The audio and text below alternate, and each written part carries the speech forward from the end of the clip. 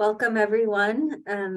I'm Dr. Beth Griffiths, and I am, along with my colleague, Dr. Janet Kaufman, one of the co-associate directors for policy programs for the Institute for Health Policy Studies. And we're thrilled to continue in our series of webinars on developing policy skills. We're joined today by Dr. Louise Aronson, who I'll be introducing momentarily on the topic of how to write an op-ed or perspective piece. And we really are thrilled to have her lending her expertise to this. As a reminder, this webinar is recorded and it will be posted on the Institute for Health Policy Studies website. There you can also find all the prior recordings from our series on topics like how to engage in the legislative process, how to comment on regulations at the federal and state level, how to engage in the budget process, how to work with journalists. So there's really a lot there, and we encourage you all to go there and to review our prior webinars if they're of interest. The series will also continue throughout the spring, so look for more announcements in the Institute for Health Policy Studies newsletter. And if you need to sign up for that, feel free to email Beth through. So without further ado, I want to jump right into the topic for today. Let me just share with you all, feel free to, throughout the session, to put your questions in the Q&A. We're going to be holding the questions until the end, and I'll be moderating the questions at the end. But if you think of them along the way, you can put them in the Q&A and we'll make sure to get to them, as many as we can at the end. One other additional piece in terms of if you're looking for the webinar recordings, they are under the Education and Training tab on our website.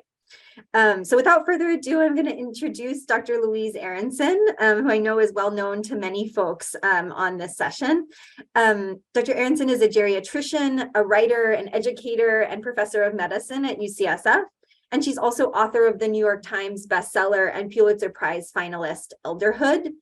At UCSF, she serves as founding director of the UCSF Care at Home and the Optimizing Aging Project, as director of the Pathways to Discovery program and Northern California Geriatrics Education Center, and as Chief of Geriatrics Education.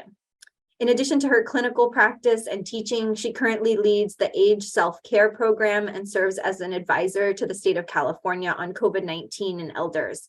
Her writing credits are numerous and include the New York Times, Atlantic, Washington Post, JAMA, Lancet, the New England Journal of Medicine, and she has been featured on NPR's Fresh Air, Today, CBS This Morning, NBC News, and The New Yorker. So she's really a real expert on the topic for today, and we're very fortunate to get to learn from her. So without further ado, I'll turn it over to Dr. Aronson. Thanks, Beth.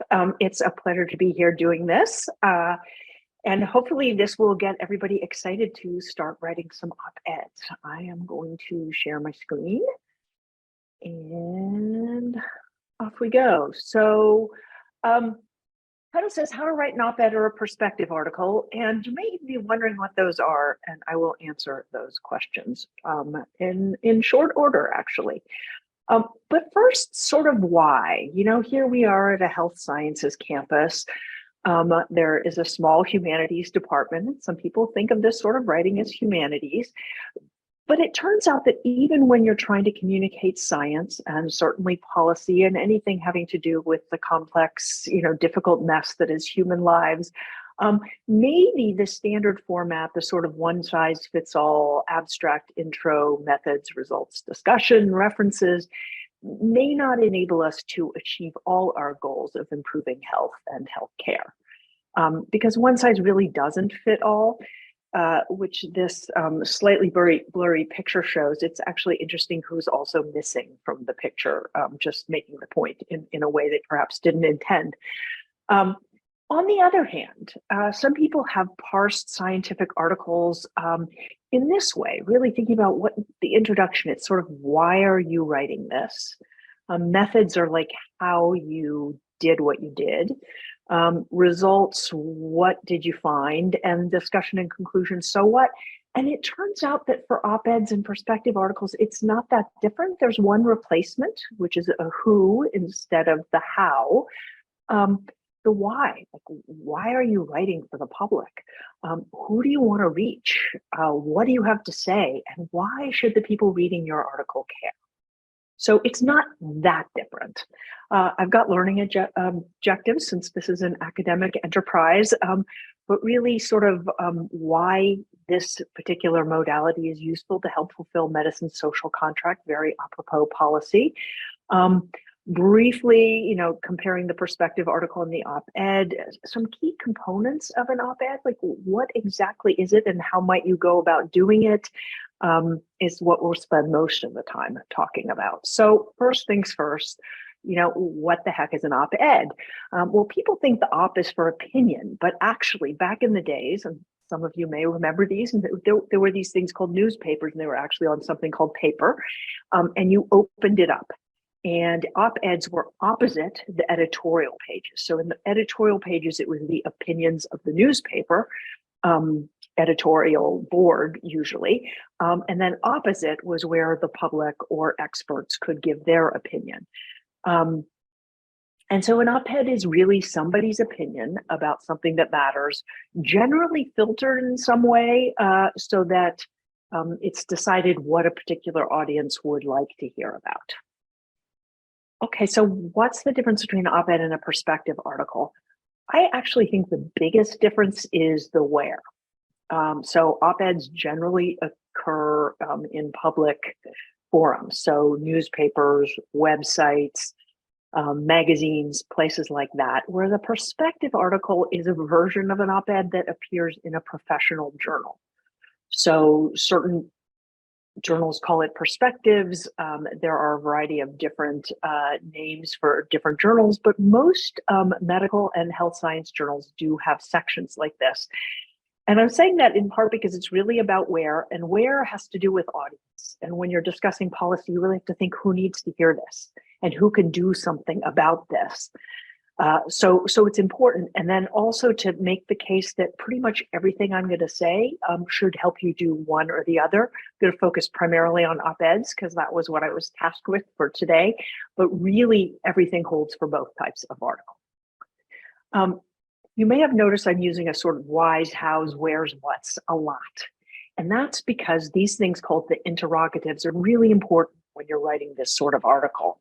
The why, the how, the what, the who, sometimes the where, that really determines the impact your policy statement, opinion, need that you're bringing to attention should land and how it will be received. So let's start with why do this, because that's so fundamental. And sometimes if people have training to be a professional, they think, well, would I write for the public? And hopefully I'm going to convince you that that would be a very good idea. This was an article from a few years ago talking about the long-lasting effects of newspaper op-eds on public opinion. It was kind of interesting. They did 2 randomized experiments, one with Democrats, Republicans, and independents. Did it with the general public and policy experts.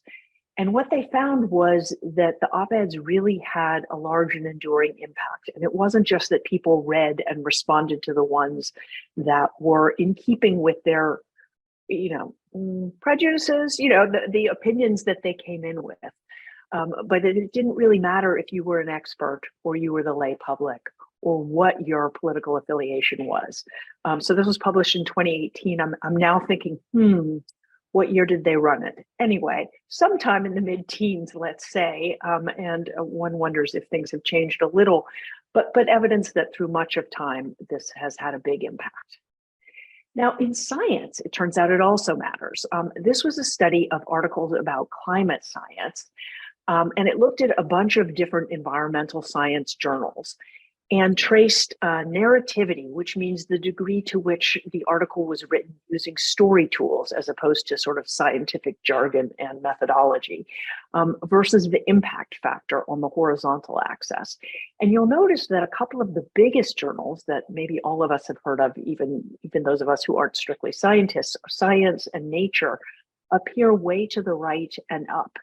And that's because it seems that there is a very strong correlation, you can see the red line here, between the degree to which the articles are using story and the impact. And that matters because op-eds are a way of using the stories and making the stories we see of patients, of groups trying to affect change in the world, using those to get attention. They get attention even of people whose training is in science. It's also true that for medical journals for many years, they've tweaked it a little bit now, but the most read articles tend to be the perspective sections. And for a long time in their email blasts, they would lead with those rather than with the science because more people clicked and followed to read articles. This is a group, this is sort of like my little advertising thing. It's a nonprofit, but it's called the OpEd Project. And it was started, I think, almost 20 years ago now, maybe. Because they noticed that although women were holding positions of authority across industries increasingly, they were underrepresented on the op-ed pages. And that matters because in writing an op-ed, you establish your expertise. So often in health and medicine and science, you become an expert and then you're allowed to have an opinion. But you can be an opinion in the public with an N of one situation, maybe something that happened to you, to your child, to your parent. Something you witnessed. And they really realized that in not writing these things, that women have a different threshold to feel like they were experts. And waiting to get to that feeling meant that they weren't announcing themselves as experts and being recognized as experts as often as men. So they started this initially with a focus on gender, and then increasingly over the decades have really focused on all the people whose voice has not been heard and needs to be part of the conversation about policy and everything else. They have a website with really helpful resources, and they run some courses, sometimes here at UCSF, that people can take like day-long practice sessions. So I recommend them as a resource.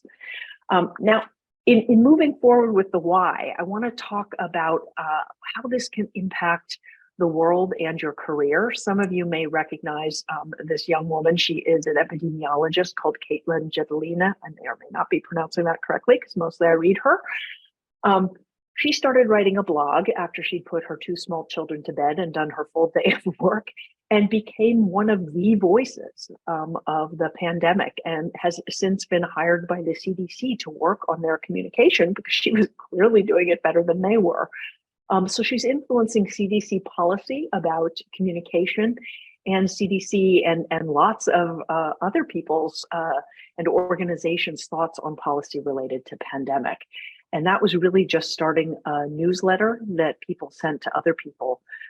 It's kind of amazing the reach you can have if you know your stuff and you just express it clearly. So her newsletter has reached over 160 million people in 132 countries, so pretty good outcome. Closer to home, this is Kirsten Bibens Domingo, just recently named the editor of JAMA, but years ago, before that, she and another faculty member here, Alicia Fernandez, had some trouble with something the FDA was doing. It approved a particular drug for heart failure only in Black patients. And they sort of thought this was an equity advance, but Drs. Bibens Domingo and Fernandez thought it was completely counterproductive. And so they wrote an article for Annals of Internal Medicine. So most people would use this drug, they're internists. So they did this, and what happened? Nothing happened. And so then they wrote an article for SF-Gate, or the San Francisco Chronicle. Now, I love San Francisco. I've lived much of my life here, but ours is not really like an earth-shattering newspaper. So they wrote this kind of thinking, well, you know, at least people around here will know.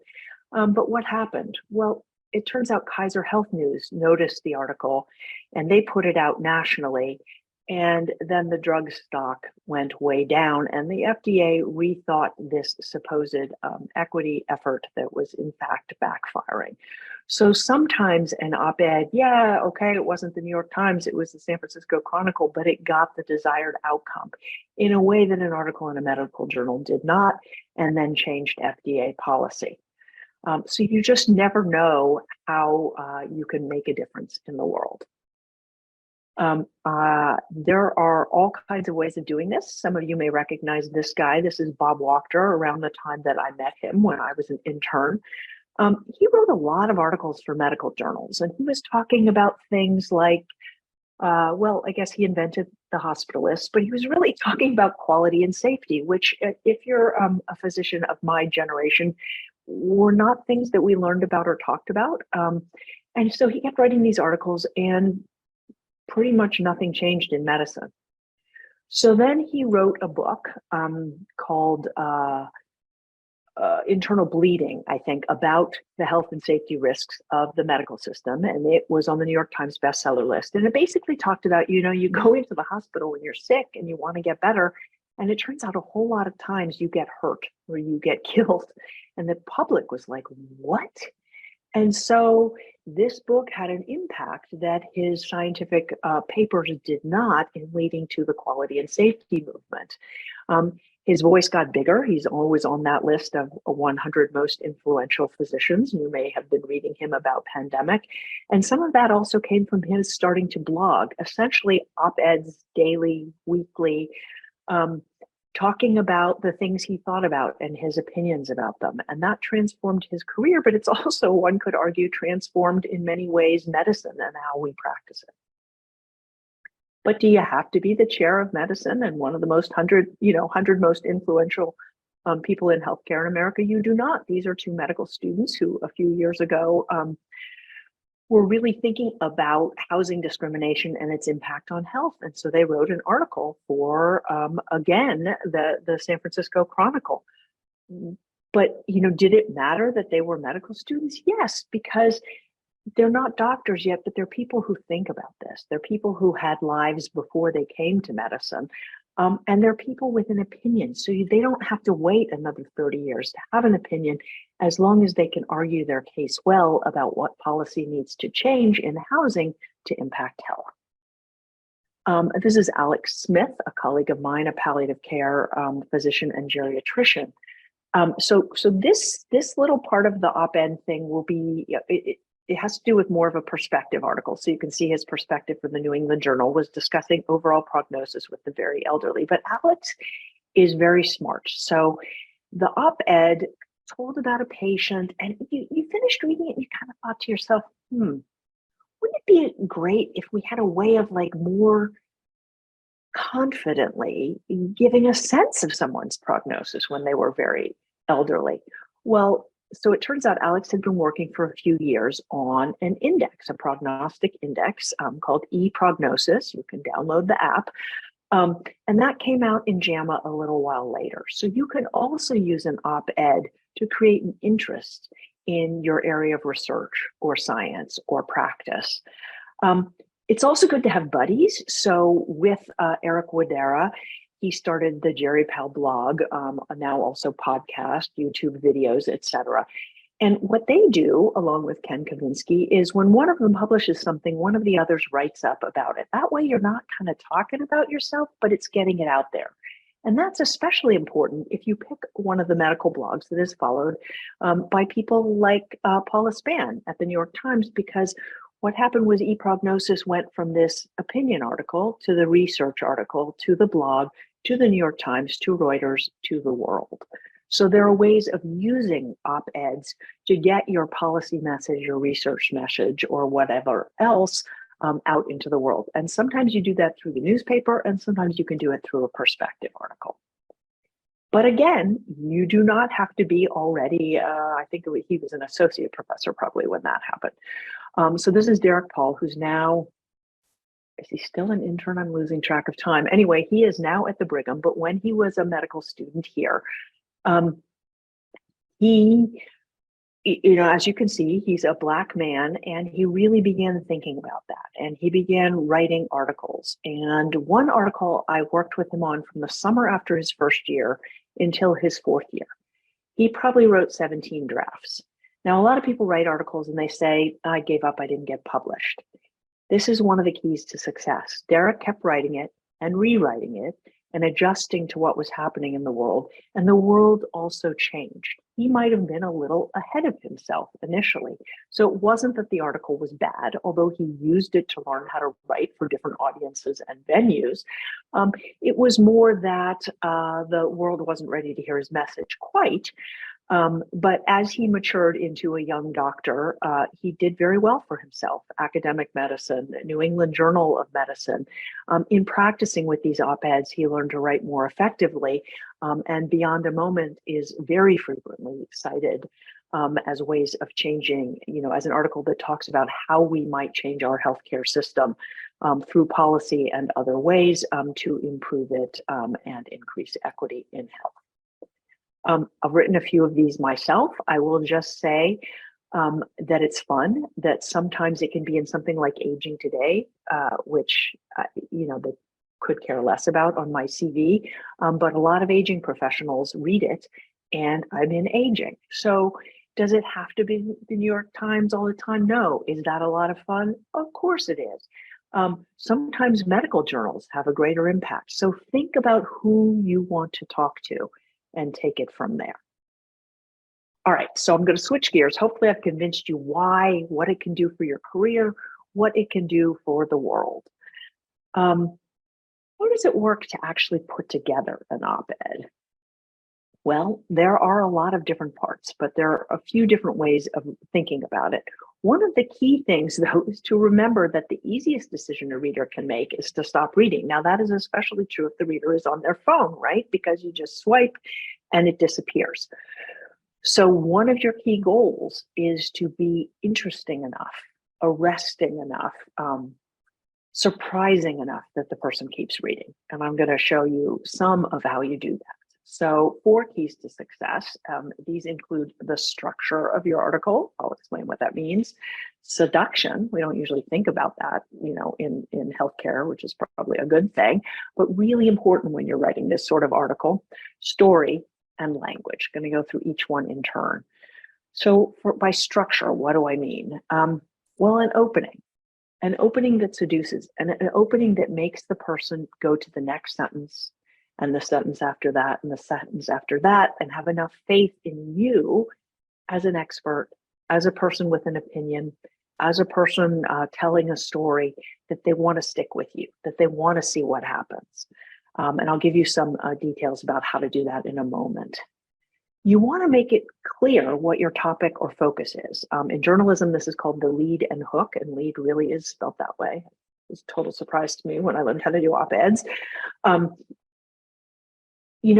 When you're reading something, sometimes it's beautiful enough that you'll just keep going even if you don't understand it. That happens to me very frequently reading poetry, but other times you sort of think like, if this person isn't going to tell me what this is about, I don't have time for this. So yes, you want to be seductive, but you also want to make sure that early on they at least know the subject that you're opining on. So that's the opening. What's this about? And the seduction is, why should you keep reading? In the body of the op-ed, you develop the story, if you're telling a story of something. And think of story not just as, little Jimmy played with his ball, the ball went in the street, he went to chase it, a car came, etc. The story can also be the story of why you develop policy and do research in the area you do. There's so many ways to tell a story. The story of how something came about. And we'll discuss more about story as well. Build your case and argument, right? You are trying to convince someone to think some different way, to do something in particular. But if you're not very explicit about that, they might get to the end and not know what it is you were talking about. This is a tough one for some people, but 1 key point per paragraph.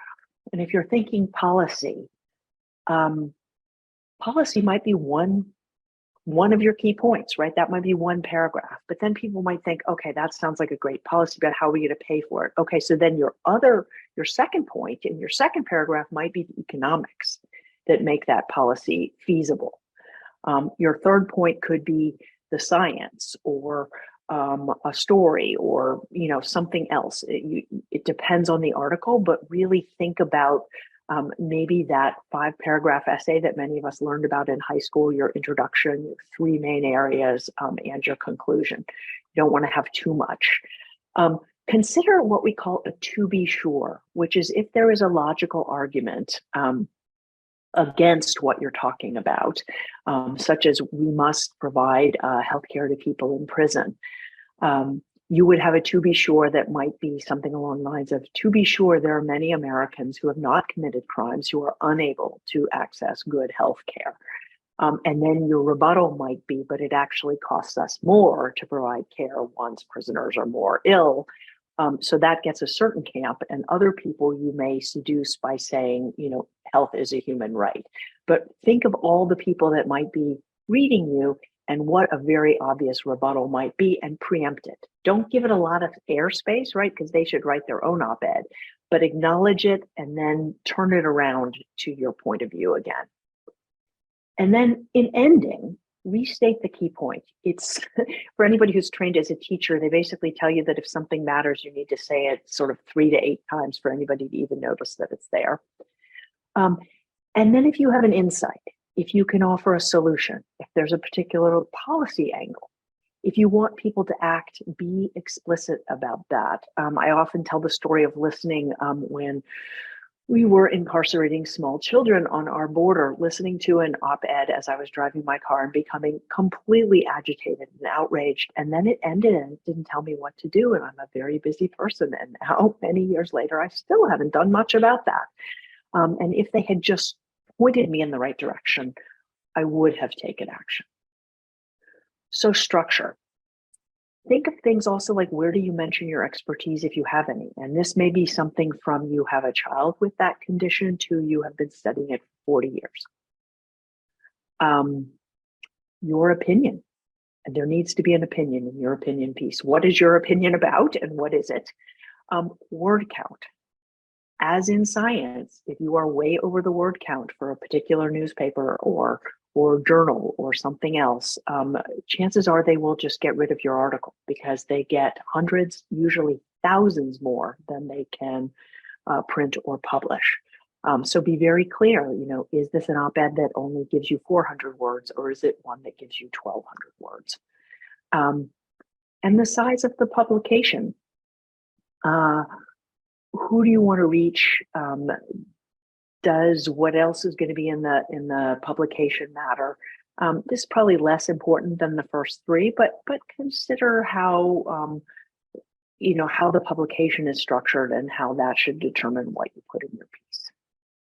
Okay, seduction. Keep mentioning it. Getting back to it now. What does that mean? Give a counterintuitive or provocative position.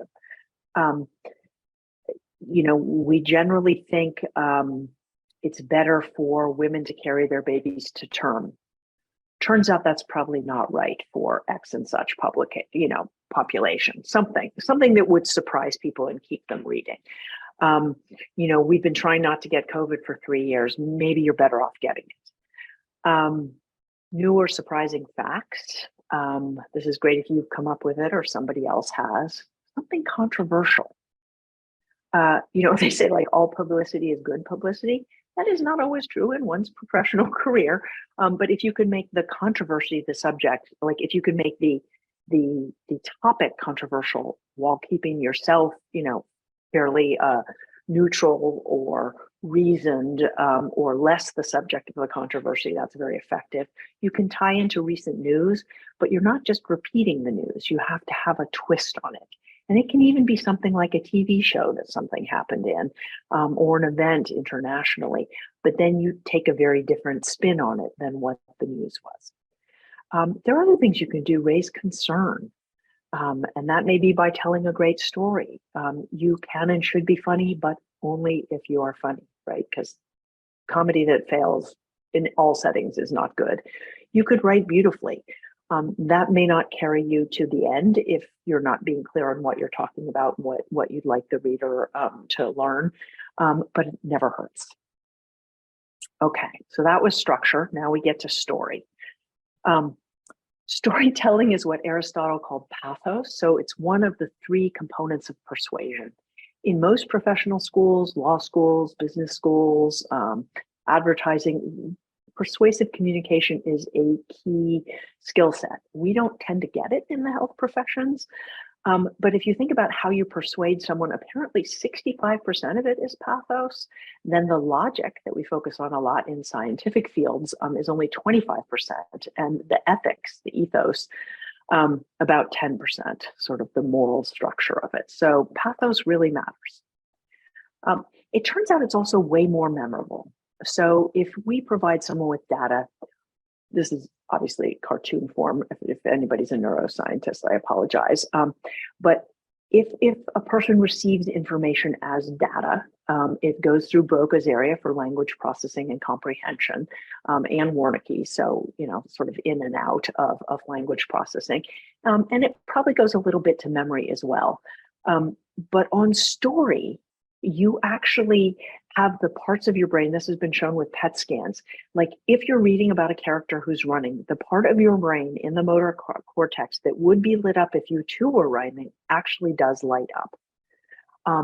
It invokes emotions, smells, emotional reactions, personal memories, visual images. So you're recruiting from many more parts of the brain, and consequently in studies, admittedly short studies, usually 2 to 4 weeks, people's memory of what they heard. So if they're given the same information as data alone or as story, they will remember it far better, in greater detail and with greater accuracy if it is provided as story rather than data.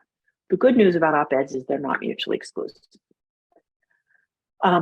Stories also can change behavior. So this is the work of a neuroeconomist called Paul Zak, who has a lab. He brings people in and he has them watch this video. You can watch it on YouTube. It's about the father of a little boy called Ben, and Ben is outside playing and he's happy. But as you can see from his father's face, the father is not happy. And it's rare to have a person looking at their happy child and not smiling. And the reason the father is not happy is that he knows something Ben doesn't know. Ben has just been through chemo and radiation for a tumor, brain tumor. And Ben is dying, but Ben feels a little better because he's off treatment now and he doesn't know he's dying. So Paul Zak has people come into his lab and he takes blood and has them answer some questions. Then he has them watch this and he takes blood and answers questions and they don't know what he's doing. And then sometimes they're asked to give money on their way out, either to a charity for kids with cancer or just to a random charity. And what he's found is that people are most likely to take action and think of, not just giving money, but changing their behavior.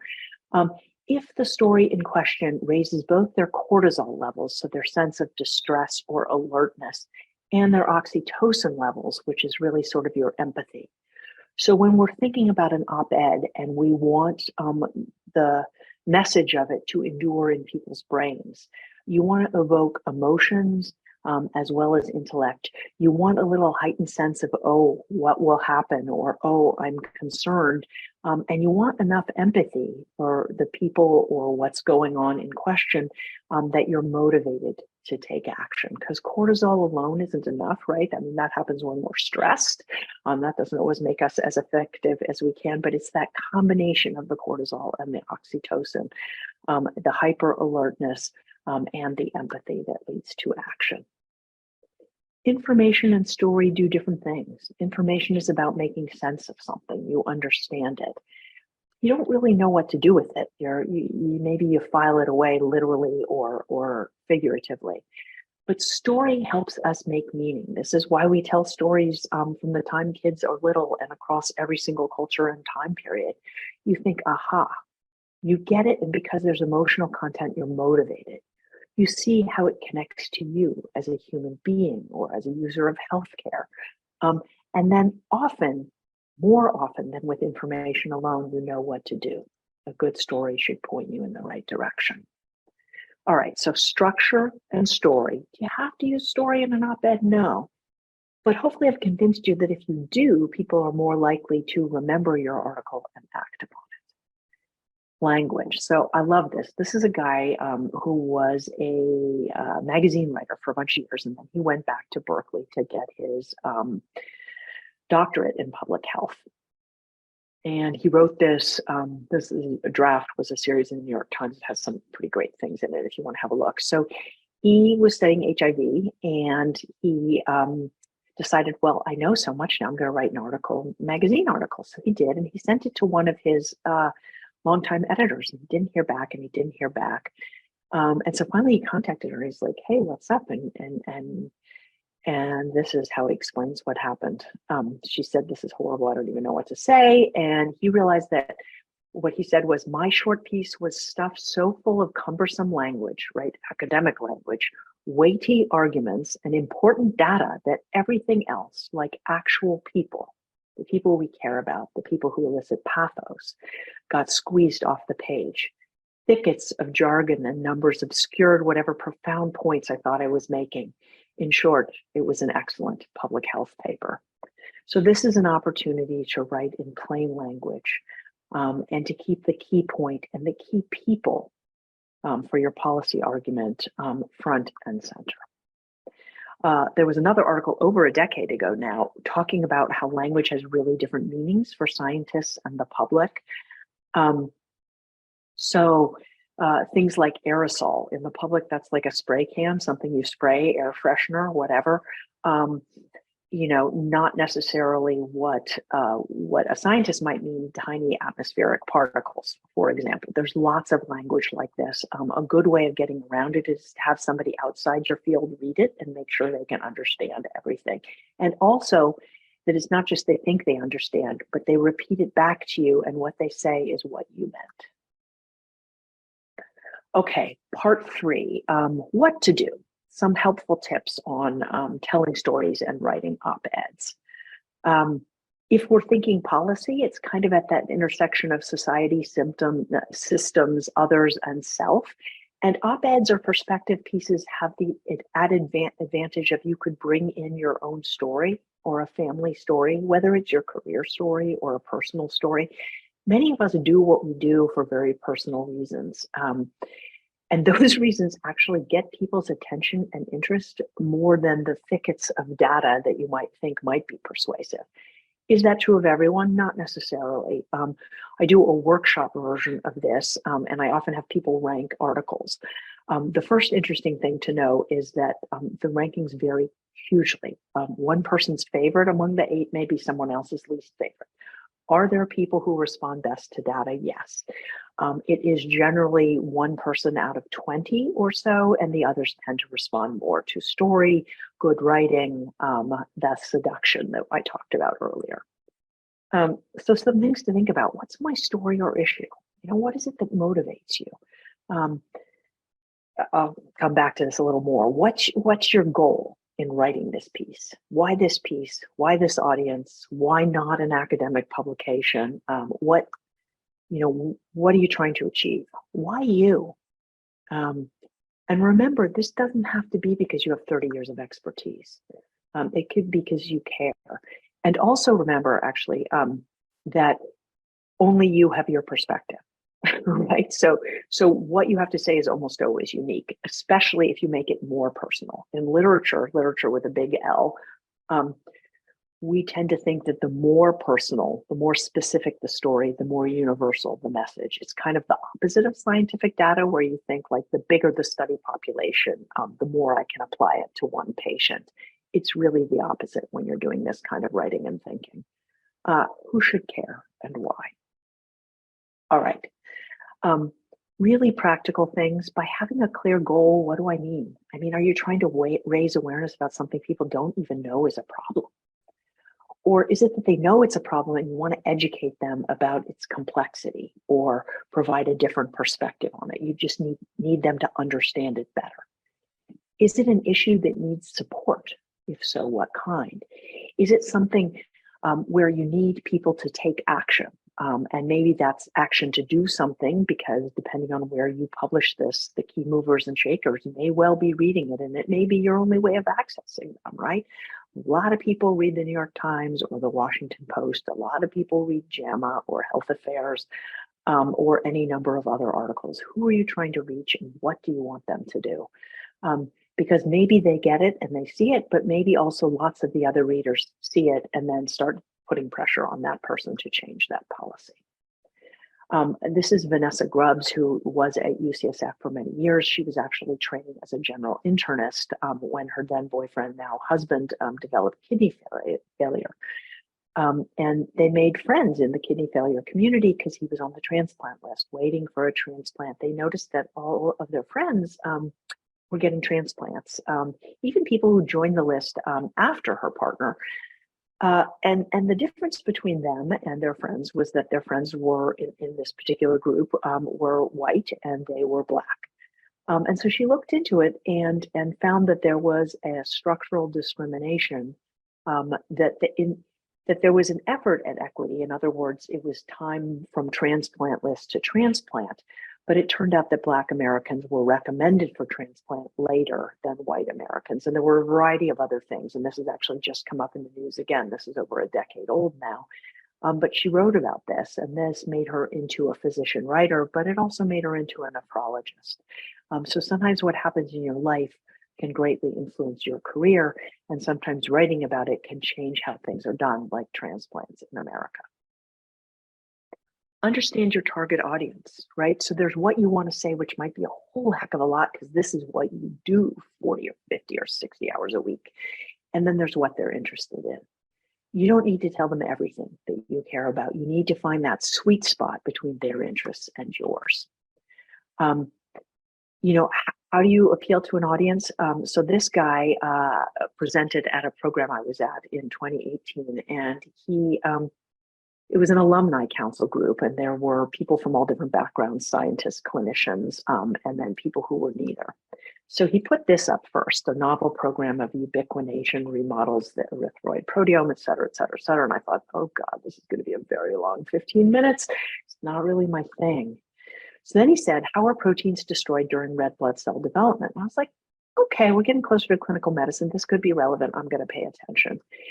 And then he put this up, why I love the MD PhD program, and everybody in the room, he had everyone's attention. Then he spoke English. So who were you talking to? Just the scientists, just the clinicians, or everybody in the room? Match the medium to the audience, right? Older people more likely to watch TV news. There are just differences by generations, and this is actually probably outdated being from 2016. But really think about, are you reaching the people, is this a Snapchat message or is this an evening news message? Is it an online publication? Is it one where a lot of people still read it as a piece of a newspaper?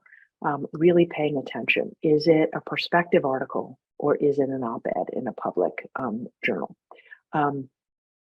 What the heck is a hashtag? Some people still ask that. My mother asked me that in her mid-80s. I think she now knows. But how could she know something that didn't exist for the first 60 years of her life? Okay, make them care. Atul Gawande is really good at this. So this was the article that led to Being Mortal. And he was talking about dying in America, but who dies? Mostly it's older people, thank goodness. He starts with Sarah Thomas Monopoly was pregnant with her first child when her doctors learned she was going to die. So here's a young pregnant person. Thank goodness, an exception to the rule. Less so, obviously, if you're a Black American. But if he had started with Sarah Thomas Monopoly, had been living in a nursing home for 5 years with advanced dementia and lung disease when her doctors learned she was going to die, the pathos factor is different. And I'm a geriatrician and I still think it's different. And I think ethically it's fine for it to be different. So think which case, which situation without lying, without distorting can get the attention, can do the seduction. Don't overuse data, right? If you tell them everything you know or everything that's known on the topic, they're not going to really know what you mean. Whereas if you just show them the one thing that matters most, they're more likely to see it than to remember it. Speak English. I talked about this a little bit before. Really, really just try and avoid jargon. If you're not sure, have somebody else read it. This is kind of fun. So this guy does not look like a YouTube star to me. Obviously a prejudice. So he is a radiologist, and his lecture series went viral. And when he was asked why, he said, I think these videos are popular because they make something very complex, very accessible to people. He also looks like people, right? He looks like a person. He doesn't look like a YouTube, like a rock star. He was just being himself. And so being yourself is a route to success in this venue. Be generous. This is a palliative care physician, Diane Meyer. She was writing here about hearing a patient she cared for some years who came to see her with a bad cancer and said, I'm just making contact with you in advance. And then the cancer came back and she went to see her again. And she said, hey, my oncologist says he can do intrathecal, put sort of chemo into her brain. And Diane looked that up and it was like, it's really probably not likely to be helpful. So I, at least before reading this article, was a less generous person. I would have thought he's making money off it because oncologists make money off giving treatment, something. But Diane had the very good sense to just call the guy up and say, what's happening? And he said, look, I've never had a patient with this who survived as long. I've been taking care of her for years, and I don't want her to think I'm abandoning her. So think about how you ask questions where you can humanize the opposite side, because when you villainize other people, when you come out angry, people want to back away. If you can be generous, if you can be present and open-minded, then people can have their own thoughts about, hey, that's wrong. But they're not listening to you yell like, this is wrong, which really is going to make them shrink away. Make them have the feelings you have about like, oh my goodness, the problem is not he's going to torture this dying woman. The problem is he's in a field, where people die often. They die of cancer, and he's gotten exactly no training in how to help someone die. The policy that needs to come from that is clear. Respect confidentiality, right? If you're going to talk about a patient, you absolutely must follow HIPAA, and that might mean changing key details. Recognize that, if you're talking about HIV, you probably need to talk about HIV, but if it's a more general thing like an organ failure, it might not matter which organ fails, and to be binary for a lot of people, if you change the gender, that will help. Think of other details that you can change, and also look at the publication, because some will let you change things and say so, and some won't. Trust the story. I think we've all had the experience of a teacher say, hey, I'm going to make this like case-based or story-based thing. And they tell the story, and then they give a lecture that might have been given before we used story in teaching. So I don't know when. And they may or may not come back to the story, but it's not really following the story through. Know that the story, if it moved you, will probably move your reader too. And you want to be explicit about some things, but the story might tell them a lot of what they need to know. So write out the whole story and see how much it tells people. I also wanted to point out that Health Affairs, which deals a lot with policy and is read by people in government, does have a section that focuses on story called Narrative Matters, and they have a podcast related to it.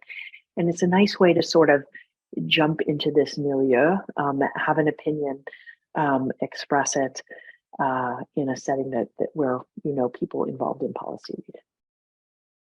Get feedback.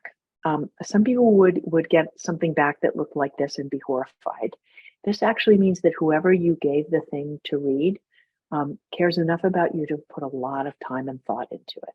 Now, you may not want them to be writing over what you've written, but if you get feedback, realize that even if you thought it was polished and it was good, it was probably a draft, and that you have somebody who cares enough to give lots of advice. Now, if the advice isn't helpful, you don't go to that person again, but we in geriatrics actually use our works in progress sometimes for this kind of article, and people really get into it. So think of the venues you have for working on this.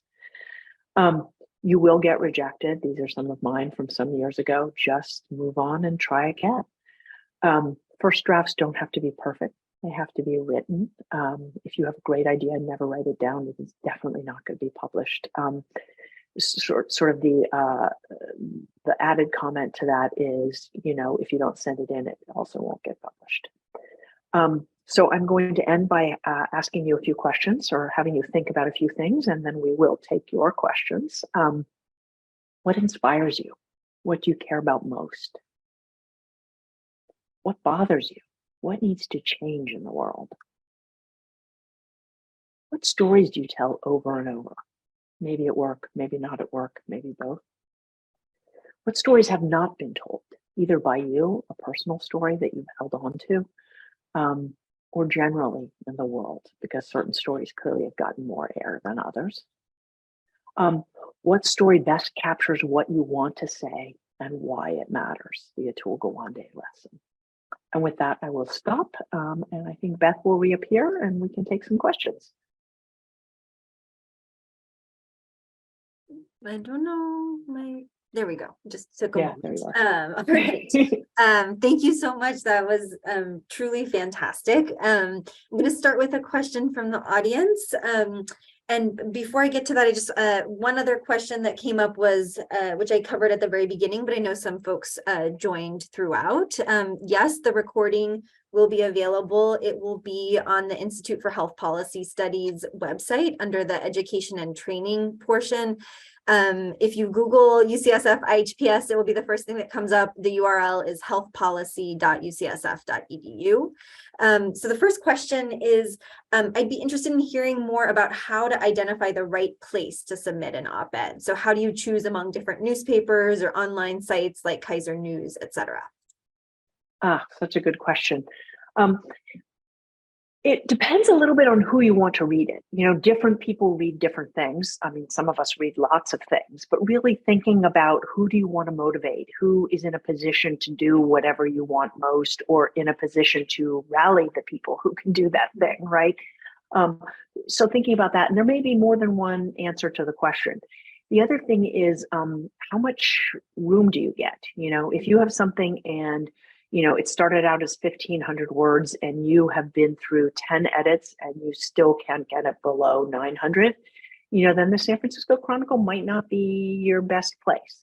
Mm-hmm. You also want to think about, are you affecting change locally? In which case a local paper makes sense, or a statewide paper, or is this really a national issue? Would the response of a lay audience be more helpful, or a professional audience? All those things. And then it's usually good to have kind of a list of options, because most op-eds most of the time get rejected. It's a little like grant submissions or other publications, right? I mean, it's just life. But sometimes it gets rejected because maybe that particular newspaper or site just published something similar. So it's good to know if they've already done something on, the earthquake in Turkey from an op-ed perspective, then maybe you need to go somewhere else. So to have a sense in your mind of, a group of sites that will work, it can be really helpful. There isn't a right or wrong. And part of why I showed the Kirsten Bibens, Domingo, Alicia Fernandez article was because I actually don't know, but was SF Gate their first choice for a national issue? I don't know, but that worked out really well. So there are many ways to be successful with this. Yeah, beautiful. And just a reminder for folks, feel free to put questions in the Q&A. Next, a question around sort of many newspapers now have some sort of corporate interest, and so or owned by some sort of corporate interest. I think they all would say they try to keep that separate, but whether you've sort of seen that impacting your work, and whether you have any advice on navigating that particular area if you are particularly trying to go up against powerful interests. Right. Well, I suppose if it's a place of integrity, then they would publish it anyway.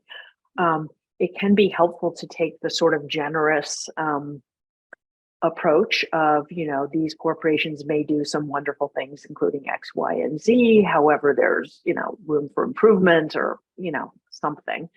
And then maybe where you say it, you're saying it a little more gently, but the story or anecdote or data make it much more powerful. And then that's kind of not you. It's something you're offering, which makes the case more strongly, but you're not coming off as the person assailing them. Do you need to mention them specifically? You hear this sometimes, this is one of the underwriters of the show or something like that. And probably places that do that are a little more open to those criticisms, but it's a survival thing these these days. So do you need to attack one in the venue of the other and vice versa? Do versions of the article in different places? Do you make it the larger issue? Where there are pros and cons to that? Maybe they don't see themselves in it. And then maybe they don't see themselves in it, right? So they don't do anything differently, but maybe other people do. That is definitely a tough one. But I think sort of the generosity, the data, the story, the compelling case, ideally with a good editorial page, editor should rise above. Mm-hmm. I want to ask a question around maybe your personal writing practice. I know many of us have lots of other things that are on our plates, and maybe writing that op-ed is really important for having an impact for our careers, for all of those sort of things, but doesn't feel as urgent as sort of my clinic that's coming up the next day. And what practices you have to sort of maintain writing on a regular basis, and what advice you would have to someone who maybe wants to build that into their career? I would say don't do what I do, because I don't do it regularly. I tend to go in like I'll do a whole bunch of them at once, and sometimes people will say, why am I seeing you everywhere? And it's usually because when I have a minute, I'll open a Word document and I'll type out whatever the impetus was, but I may not get back to that for a while. But you know how careers ebb and flow, and if I've turned in some scientific articles or a clinic is slightly better or whatever, then I might have a run of time. And I also find, as in that multitasking is bad for you kind of thing, if I'm in a writing mode, I'm in a writing mode. And when I'm doing it, for me, it's easiest if I do it first thing in the morning. For many people, your brain works better then, or right after exercise. There's some people who do it before bed. I'm not interested in writing before I'm tired. But then I really will get up earlier. I'll get up at 5, I'll make some coffee, and I'll give myself a period of time. And then if you do it more consecutively, you're wasting less time coming back to it and getting your head back in that game. So the other thing is, if you have flexibility in your schedule, could you do more of something one week, and the next week maybe you have Thursday and Friday with time to really write something? Yeah. Such great advice. I know all those things ring true to me. I can only write at certain times of the day, and once you've lost it, you sort of lost it. Once you check that email, you're not in it anymore. Yeah, no. Turn off that email. Yeah, exactly. All right. And maybe just one last practical question. You had talked about HIPAA, and I think a question that sometimes comes up is, if you're going to sort of change these details, whether you still sort of go to the patient and sort of say, I'm going to change these details, but sort of trying to get a permission from them, or if you think it's changed enough that's really not necessary. Yeah, that's such a tough one. If you really made them anonymous, you don't necessarily need to. Sometimes it's actually lovely to go to people, particularly if something hasn't gone well, and say, it's really meaningful to them if you say, I'm still thinking about this too. Because people can feel forgotten in the healthcare system. Like, I'm still thinking about this. I'm still pissed off. And in fact, I want to do something about it. And I'm hoping that you'll, work with me to make this happen. But there are some funny stories about that. Abraham Verghese years ago told about, and he's doing some cool thing in May that everybody should probably go to, but sadly I'm out of town. My mother sent it to me last night, a City Arts and Lectures thing that looks great. So he wrote about, like, the first patient he wrote about, and he wrote it, and then he showed the guy the article. The guy had been so excited, and he read it, and he was like, I'm not in this at all, because it was all about his disease, not about the person. So be careful. It can go bad in a couple of different ways. And then sometimes you can't ask. I'm a geriatrician, so if I don't write an article for 5 or 10 years, that may not be an option. I have sometimes asked adult children, and then otherwise I've anonymized. Yeah. Wonderful. And some comments in the Q&A. Great session. Thank you so much. I know I learned a lot, and I'm sure everyone else did too. Thank you so much. It looks like Janet, did you have a comment? No, but thank you so much. As a reminder, we will be back. The series will continue, so look out for further announcements. And thank you so much again, Louise.